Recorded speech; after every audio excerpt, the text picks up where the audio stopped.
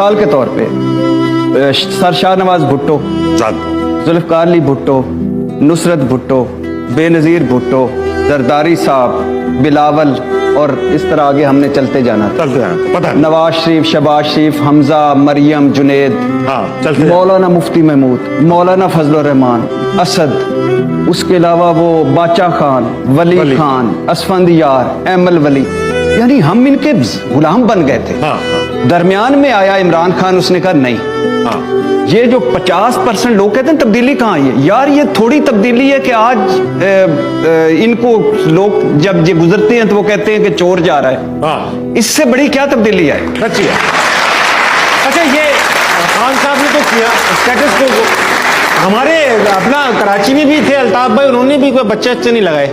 اس کام پہ۔ نہیں، اور عمران خان دوسری اچھی بات، یعنی ایک تو یہ اسٹیٹس کو توڑا، 50% میں وہ کامیاب رہا،